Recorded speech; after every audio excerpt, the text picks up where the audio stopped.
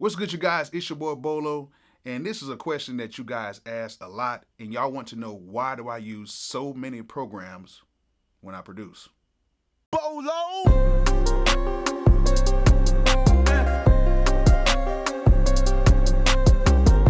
Because I can.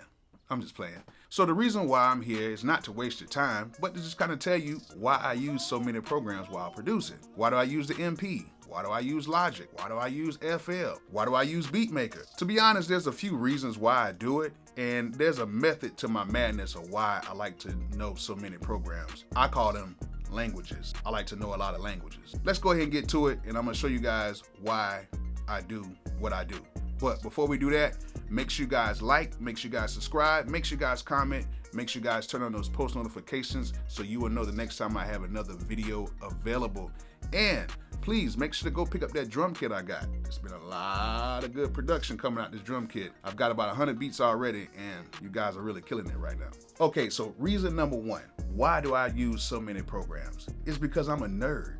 I'm just like a true audio nerd. There's nothing better than getting a new piece of software or getting a new piece of hardware and just playing with it and learning it inside and out. That really just kind of makes me like feel good on the inside. It's like I got this new program, I can go into it and figure this thing out, and now it's like something new. It's like a new Christmas present for a kid. Like, it just makes me feel like, man, I got a new toy and I can play with it. Even though I know the other stuff, this would be something new for me to conquer. Yeah, I'm just a nerd, first of all. Number two, it's an analog to digital type of thing. I know a lot of you guys see me on my MP and you're like, yo, I thought you were a Beatmaker 3 guy. I thought you were a FL Studio guy. I thought you were a Logic guy. But I thought you were a Beatmaker 3 guy. But sometimes I do want to do my thing and just press some pads and make some beats and chop up some samples and actually do it with my hands. I think it's super cool to be able to go on to actual hardware gear and actually move the buttons and dials and create a beat that way, and to actually go through the process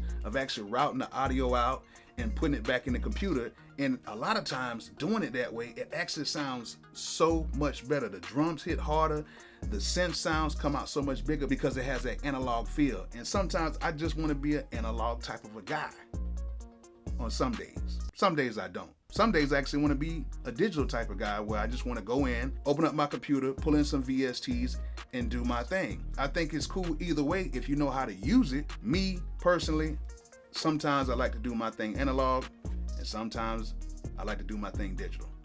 Number three, each program or piece of gear does something that I like the MP.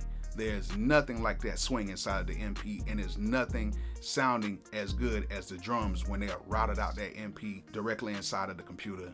It just sounds great. And plus, I can just turn on my synthesizer, load everything up, and I'm ready to go. And I just really love how it sounds when I get done with it. FL Studio, come on now. Everybody uses FL Studio and it sounds great. Like, over the years, they've upgraded the sound engine. They've added so many new features.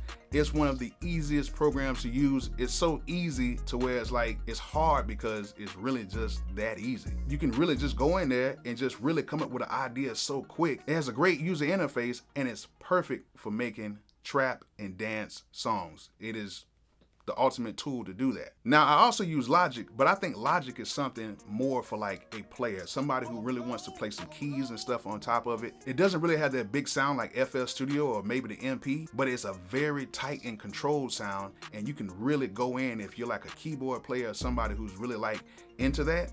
That will be the perfect program for you. And really, it just kind of just locks in too. Like, there's no real swing to Logic. It is just like basically on the one.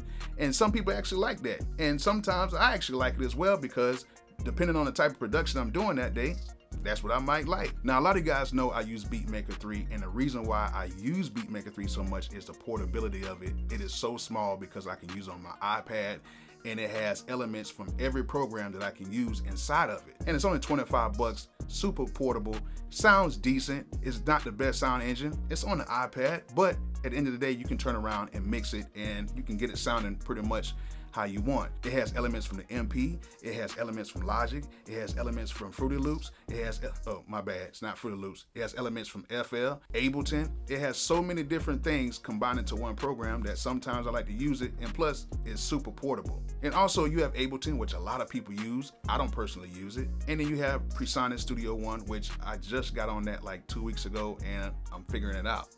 And it's not a bad program. It's actually pretty dope. It's not bad at all. I was just shutting down my FL Studio. But why do I need to know all these things? Why does Bolo Da Producer like to know all of these different languages, as I call it? It's because when I'm in the studio with so many diverse producers, I need to know how to use these programs in the case of a collab. Producers are doing collabs so much in the studio, and you really have to know how to move around in the studio. So far as like recording software, we pretty much know that 90% of the time it's gonna be on Pro Tools, 10% of the time that I've seen is on Logic. You throw in a little Cubase and stuff in there. Most of the time when I'm in the studio, as me being a hip hop producer, rap, trap, even dance, we usually see FL Studio, we see Logic, and we see Ableton. Now, we do see a little bit of PreSonus, and we do see a little bit of like the machine, and we might see the MP every once in a while.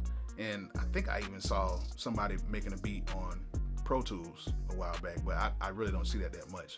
Most of the times you see those programs, and when you're doing these collabs, you need to know what to do on these programs so you won't be lost. So that's why I try to get acquainted with every single program so I at least know something about it to keep the session going. Because the last thing you want to do is get in a session, somebody pulls up a certain program, you're in your program, and they're saying, hey, let's collab, and now you're trying to figure stuff out like, hey, how you do this? How do you do that? How you turn this on? How you turn that off? How you get this VST? You do not want to do that. You want to be able to know what is going on.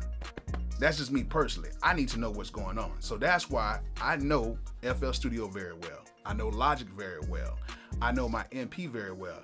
I know Ableton, but I know how to get it going, and I know the basics of Ableton. PreSonus, I'm still kind of learning that right now. I don't really deal with the machine like that, but I'm going to learn it either way because some people do produce on the machine, and you know, I gotta learn it. Now, a lot of people are not doing a lot of stuff in hardware, and I kind of get it because you have to route things out and do certain things. But a lot of these older and experienced producers, you know, the guys that are kind of up in age, like not me, I'm not that old. But there is still a lot of guys who still use the MP, and a lot of people that still use real synthesizers, and you have to know how to MIDI those things up. You have to know how to route audio through it.